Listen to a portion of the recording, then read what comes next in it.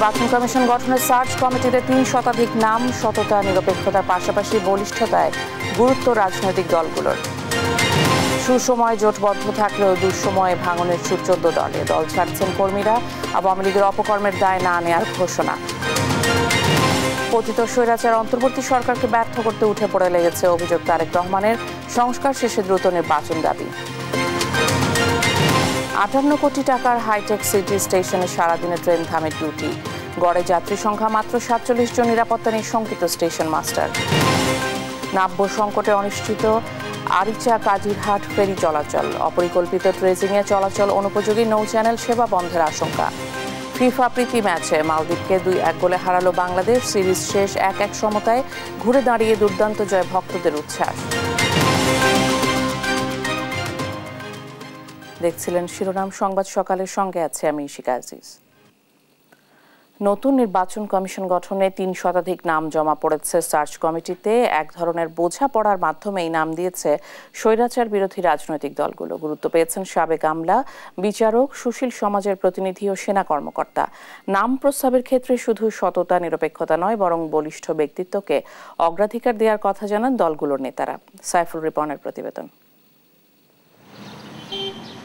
ত্রয়োদশ জাতীয় সংসদ নির্বাচনের রোডম্যাপ চূড়ান্ত না হলেও নির্বাচন ব্যবস্থা সংস্কারের অংশ হিসেবে ইসি পুনর্গঠনের উদ্যোগ নিয়েছে অন্তর্বর্তী সরকার। গেল ৩টি জাতীয় নির্বাচনে দলকানা কর্মকাণ্ড, সুষ্ঠু ভোট আয়োজনে অক্ষমতা, অব্যবস্থাপনা সহ নানা ইস্যুতে সাংবিধানিক প্রতিষ্ঠানটির গ্রহণযোগ্যতা এখন তলানিতে। তাই নির্বাচন কমিশন গঠনের প্রক্রিয়াকে অত্যন্ত গুরুত্ব দিচ্ছে রাজনৈতিক দল ও সচেতন নাগরিক সমাজ। নির্বাচন কমিশন পুনর্গঠনে বিএনপির পক্ষ থেকে ১০ জন ও জামায়াতে ইসলামী ৮ জনের নাম সার্চ কমিটিতে জমা দিয়েছে। 10টা নাম আমরা প্রস্তাব করেছি বিএনপির পক্ষ থেকে। অন্যান্য দল তারা যাদেরকে চিঠি দেওয়া হয়েছে তারাও প্রস্তাব করেছে। তা আমরা আশা করছি একটা ঐক্যমতের ভিত্তিতে সার্চ কমিটি উপযুক্ত ব্যক্তিদেরকে নির্বাচন কমিশনার, প্রধান নির্বাচন কমিশনার হিসেবে সাজেস্ট করবেন, প্রস্তাব করবেন, যেটা রাষ্ট্রপতি যেটা ফাইনাল সিদ্ধান্ত দেবেন, চূড়ান্ত দেবেন, যাতে করে কোনো বিতর্কিত ব্যক্তি ওখানে না আসে সেদিকে লক্ষ্য রাখবেন বলে আমাদের বিশ্বাস, আমরা আস্থা রাখতে চাই। বিএনপির সঙ্গে যুগপৎ আন্দোলনে থাকা গণতন্ত্র মঞ্চের নেতারা জানান, ২-১ জনের নাম কমন থাকলেও প্রতিটি দলই আলাদা তালিকা দিয়েছে। সার্চ কমিটিতে জমা হওয়া তালিকায় আছেন সাবেক আমলা শফিকুল ইসলাম, এএমএম নাসির উদ্দিন, আবু আলম শহীদ খান, মহিবুল হক, ডক্টর মোহাম্মদ জকরিয়া ছাড়াও সাবেক সেনা কর্মকর্তা, বিচারপতি। এরকম নির্বাচন কমিশন আমরা মনে করি হওয়া দরকার, যারা যদি মনে হয় যে অন্তর্বর্তী সরকার কোনো ব্যাপারে তারা একটু মানে অপ্রয়োজনীয় তারা একটু প্রভাব বিস্তার করবার চেষ্টা করছে, তো তাদেরকেও তারা চ্যালেঞ্জ করতে পারেন। এরকম মেরুদণ্ড সম্পন্ন নির্বাচন কমিশন হওয়া দরকার। ২১ নভেম্বরের মধ্যে ১০ জনের নাম চূড়ান্ত করে রাষ্ট্রপতির কাছে জমা দেবে সার্চ কমিটি। নতুন কমিশনের জন্য যাদের নাম আলোচনায় আছে তাদের গ্রহণযোগ্যতা নিয়ে গণশুনানির দাবি উঠলেও তা বিদ্যমান আইনে সম্ভব নয় বলে মনে করেন বিএনপির স্থায়ী কমিটির সদস্য সালাউদ্দিন আহমেদ। সার্চ কমিটি সংক্রান্ত এই নির্বাচন কমিশন গঠন সংক্রান্ত ২০২২ সালের যে আইনটা, সেই আইনটা ত্রুটিপূর্ণ। সেটা স্থগিত করে ঐক্যমতের ভিত্তিতে নির্বাচন কমিশন গঠন করা যেতে পারত। সেই ক্ষেত্রে গণশুনানির বিষয়টা সামনে আসতে পারত। এখন তো আইনি প্রক্রিয়ার মধ্যেই গিয়েছে সরকার। সার্চ কমিটির মধ্য দিয়ে বিভিন্ন স্টেক হোল্ডার, পলিটিক্যাল পার্টিস এবং অন্যান্য কর্নার থেকে নাম আহ্বান করেছেন। সেই নামগুলো থেকে ওনারা যাচাই বাছাই করে তারপরে আইনি প্রক্রিয়ার মধ্য দিয়ে রাষ্ট্রপতির মাধ্যমে সেটা চূড়ান্ত হবে। এখানে গণশুনানির বিষয়টা তো স্থান পাওয়ার কথা না। নির্বাচন কমিশন পুনর্গঠনের পাশাপাশি প্রশাসন, বিচার বিভাগ সহ নির্বাচন সংশ্লিষ্ট সংস্থাগুলোকে ঢেলে সাজানোর দাবিও জানিয়েছে রাজনৈতিক দলগুলো। সাইফুল রিপন, দেশ টিভি, ঢাকা। সুসময় জোটবদ্ধ থাকলেও দুঃসময় ভাঙনের সুর ১৪ দলে। একদিকে গ্রেপ্তার হচ্ছেন সিনিয়র নেতারা, অন্যদিকে দল ছাড়ছেন কর্মীরা। তারা বলছেন ১৪ দলের নেতৃত্ব দেয়া আওয়ামী লীগের অপকর্মের দায় শরিকরা নেবে না। আর বিশ্লেষকরা বলছেন দুর্দিনে নেতাকর্মীদের দল ছাড়ার হিড়িক সংগঠনকে আরও দুর্বল করে দেবে। M A আজিমের report. উল্টে আছে নৌকা, প্রধান ফটকে জিয়াউর রহমানের পোস্টার। এখন আর দেখা মেলে না দলের নেতাকর্মীদেরও। আওয়ামী লীগের কেন্দ্রীয় কার্যালয়ের অবস্থাটা ঠিক এখন এমনই। 14 দলের নেতৃত্ব দেওয়া সংগঠনটির অবস্থা যখন এমন, তখন অন্য দলগুলো কি ভাবছে, কোন পথে যাচ্ছে তাদের রাজনীতি। সরকার পতনের পর মামলা আর গ্রেপ্তার হচ্ছে আওয়ামী লীগ সহ 14 দলের সুবিধাভোগী নেতারা। আতঙ্কে কর্মীদের দল ছাড়ার হিড়িক পড়েছে। 14 দলের অন্যতম শরিক জাসদের কেন্দ্রীয় কমিটির স্থায়ী সদস্য রোকনুজ্জামান ইতিমধ্যে পদত্যাগ করেছেন। দলটির স্থায়ী কমিটির সদস্য নুরুল আক্তার এবং ঢাকা মহানগর উত্তর সভাপতি নুরুন নবীর নেতৃত্বে উত্তরের গোটা কমিটি দল ছেড়েছে। দল ত্যাগ করা নেতারা বলছেন, আওয়ামী লীগের সন্ত্রাস, দুর্নীতি আর লুটপাটের দায় তাদের না। 14 দল থেকে বারবার বের হয়ে যাওয়ার চেষ্টা করলেও সুবিধাভোগীদের কারণে তা সম্ভব হয়নি। 14 দল কেন? আওয়ামী লীগের লুটপাট, দলবাজি, দলীয়করণ, দুর্নীতি, এগুলো কেন অংশীদার হবে? তো জাসদ তো একটা সংগ্রামী দল, সেই সংগ্রামী দলের কর্মী হিসেবে আমরা অবশ্যই আওয়ামী লীগের এই সমস্ত অপকর্মের দায়িত্ব নিতে পারি না। অতএব 14 দল ভেঙে দেওয়া হোক। অবশ্য 14 দলের অংশীদার জাসদ নেতারা বলছেন, দল ত্যাগ যে কারো ব্যক্তিগত বিষয়, তবে দুঃসময়ে নেতাকর্মীদের সক্রিয় রাখার চেষ্টা করছেন তারা। একজন মানুষের স্বাধীনতা আছে, সে যে কোনো দলে যেতে পারে। সেই কারণেই হয়তো বা সে কেন গিয়েছে তার কৈফিয়ত সেই দিতে পারবে। তো আমাদের নিয়মিত যোগাযোগ আমরা রক্ষা করি নেতাকর্মীদের সঙ্গে, এবং তারা সাহসের সঙ্গেই এই দলকে এগিয়ে নিয়ে যাওয়ার জন্য যে কাজ করা সেটা করার চেষ্টা করছে। বিশ্লেষকদের মতে, নেতাকর্মীদের আটকাতে না পারলে বড় ধরনের ক্ষতির মুখে পড়বে দল ও জোট। তাদের ঐক্য দরকার ছিল, কিন্তু আর যে ঐক্য ছিল তাদের 14 দলীয় জোট, সেটা যদি বের হয়ে যায় তাহলে স্বাভাবিকভাবে এটা আরো দুর্বল হবে। 2004 সালের 21 আগস্ট গ্রেনেড হামলার ঘটনার পর 23 দফা দাবি নিয়ে জোটবদ্ধ হয় 14টি রাজনৈতিক দল। এম এ আজিম, দেশ টিভি, ঢাকা। পতিত স্বৈরাচারের দোসররা অন্তর্বর্তী সরকারকে ব্যর্থ করতে উঠে পড়ে লেগেছে। সরকার ব্যর্থ হলে দেশে গণতন্ত্র প্রতিষ্ঠার উদ্যোগ ব্যর্থ হবে বলে মন্তব্য করেছেন বিএনপির ভারপ্রাপ্ত চেয়ারম্যান তারেক রহমান। শনিবার জাতীয়তাবাদী টেক্সটাইল ইঞ্জিনিয়ার্স অ্যাসোসিয়েশনের 3য় জাতীয় কাউন্সিলে এ কথা বলেন। অভ্যুত্থানে আহতদের চিকিৎসা ও সিন্ডিকেট ভেঙে দ্রব্যমূল্য সহনীয় পর্যায়ে আনা জরুরি বলেও মন্তব্য করেন তারেক রহমান। হাসান মাহমুদের প্রতিবেদন। শনিবার রাজধানীর ইঞ্জিনিয়ার্স ইনস্টিটিউশনে 3য় জাতীয় কাউন্সিলের আয়োজন করে জাতীয়তাবাদী টেক্সটাইল ইঞ্জিনিয়ার্স অ্যাসোসিয়েশন। বক্তব্য রাখেন বিএনপির স্থায়ী কমিটির সদস্য সহ কেন্দ্রীয় ও পেশাজীবী পরিষদের নেতারা। স্বৈরাচারী আওয়ামী লীগ সরকার, তার যে নেত্রী ছিলেন তিনি কাপুরুষের মতো দেশ ছেড়ে পালিয়েছেন, এটা সত্য।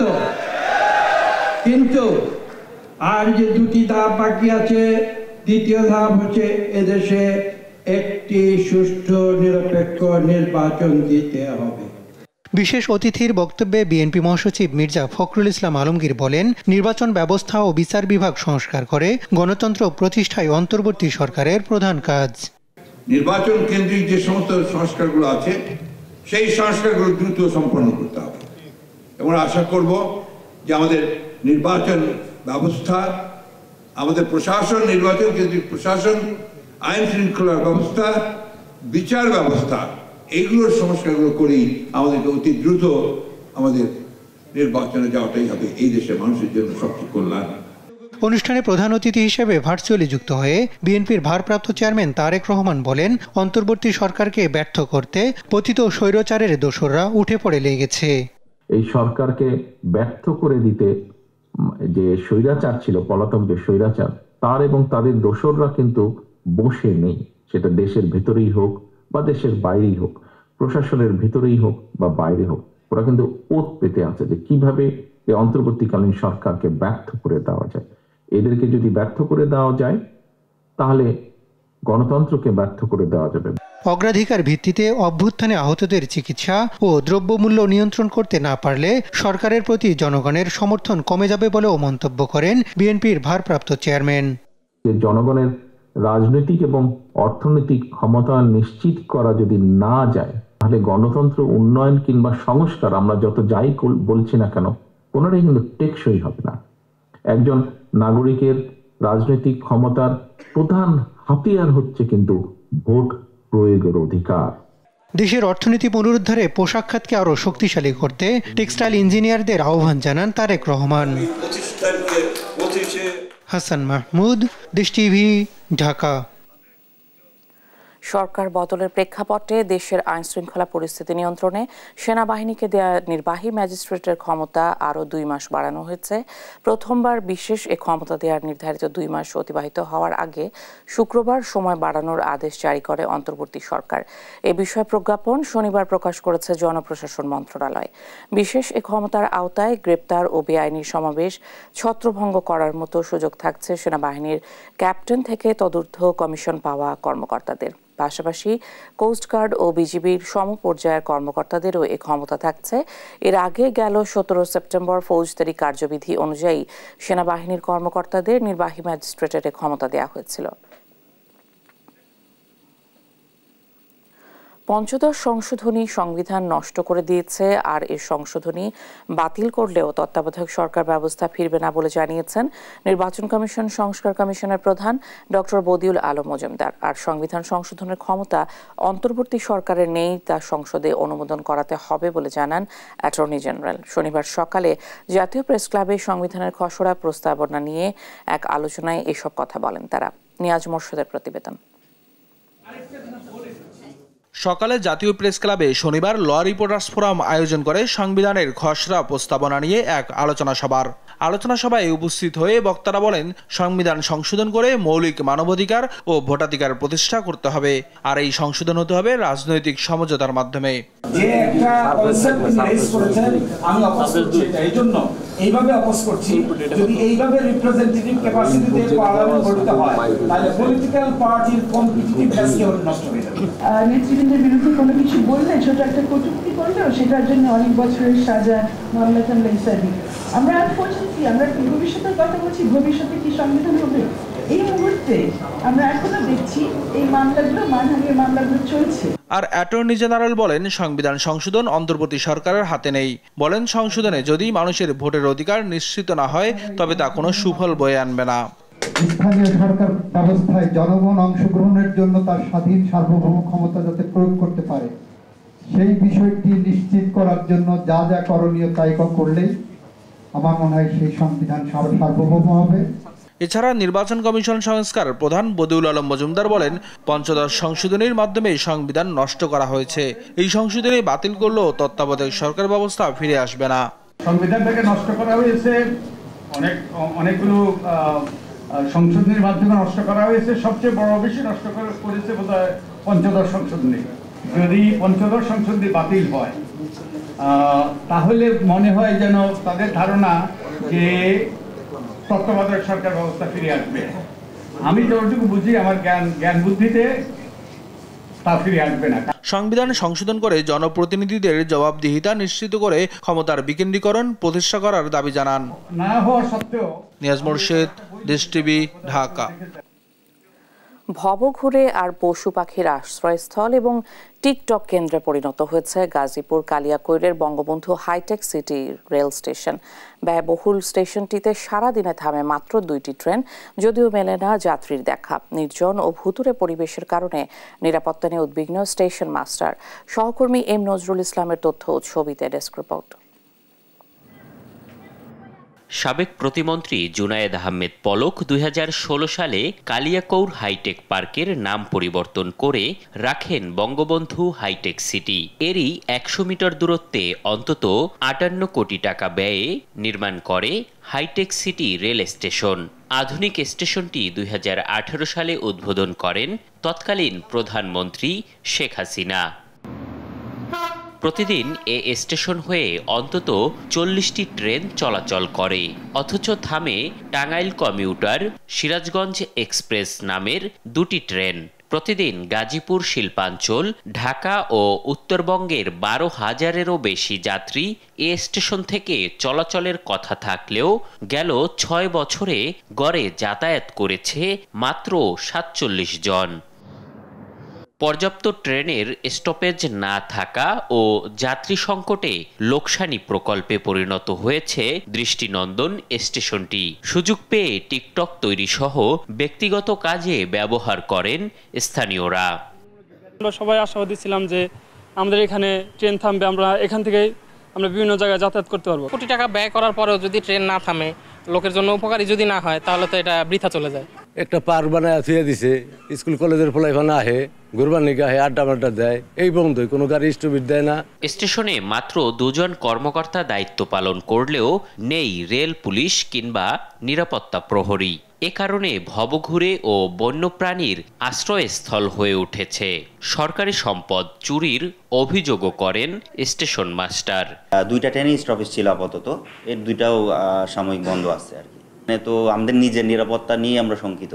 তো সেই ক্ষেত্রে তো আমরা আর যিনি এত বড় স্টেশন নিরাপত্তার অভাব তো হবে, এই জন্য এটার কিছু স্বার্থন্বেষী মানুষ বা মহল আছে যারা এটার ফায়দা লুটছে গভীর রাতে।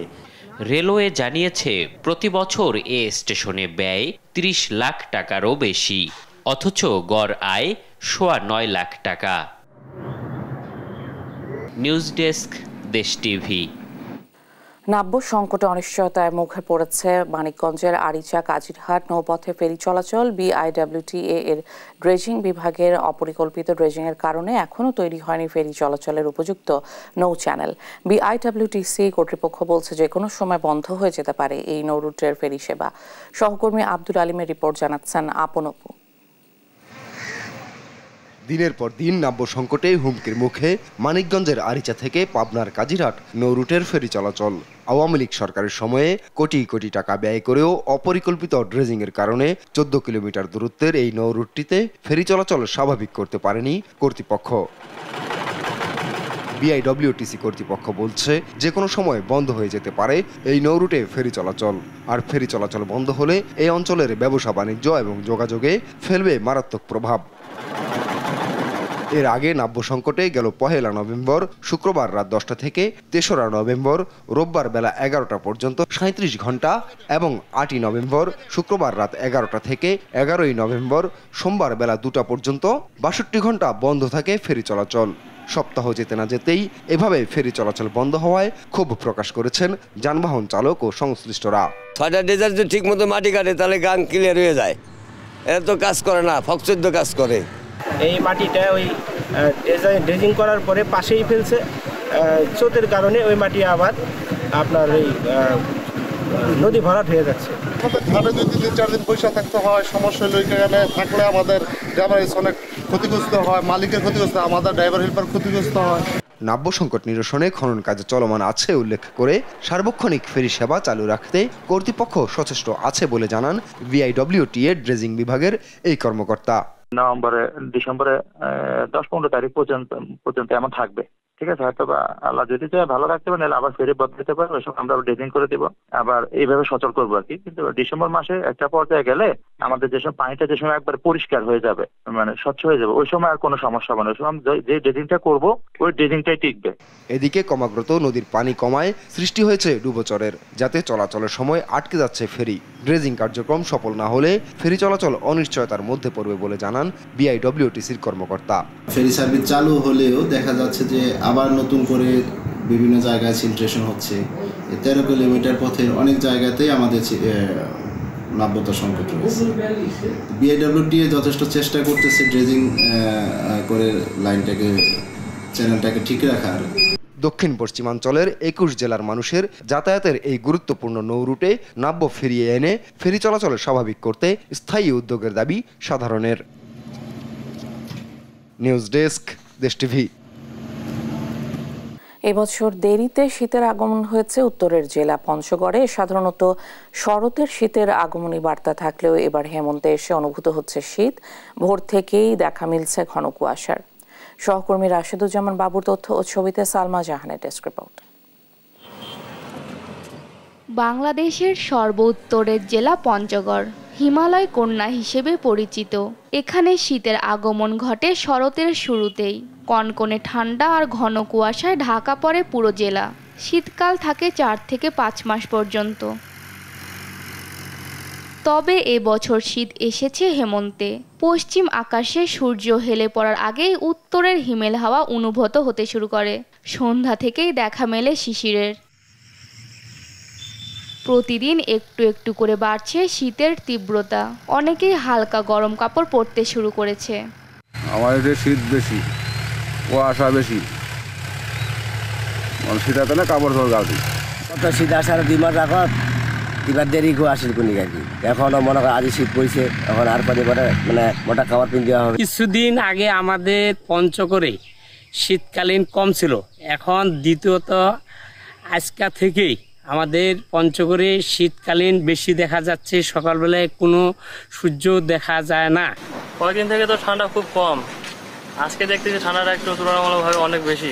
দেখতেছেন এখন আকাশে অনেক কুয়াশা দিছে।